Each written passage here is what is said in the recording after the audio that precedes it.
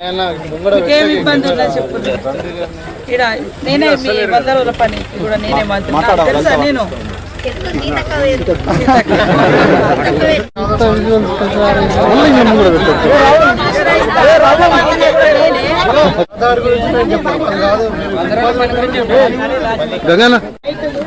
ధాన్యం తరలించడానికి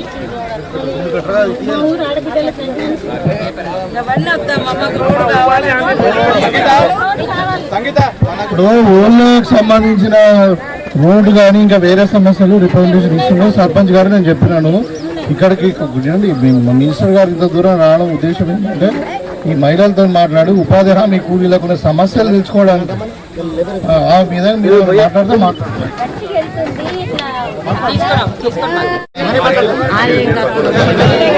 మా గ్రామానికి వచ్చిన సీతక్క ఇచ్చిన ఉపాధి హామీ అప్పటి నుండి ఇప్పటిదాకా నేను వస్తా.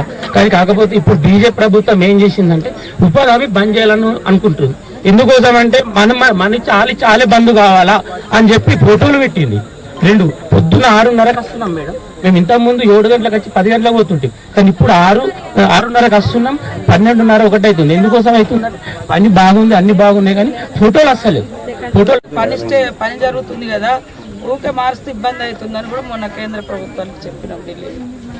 ఇప్పుడు ఈ మట్టి సార్ కావాల్సిన వాళ్ళు పొలాలల్లో ఇప్పుడు కోతలు అయిపోయినాయి కదా సార్, అందులో వేసుకుంటుంది సార్.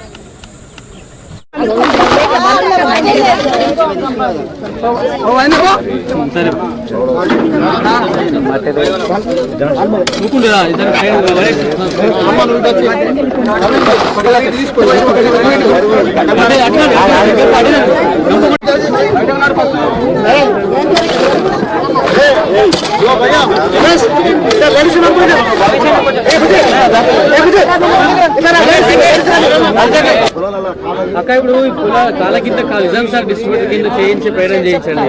అదే అక్క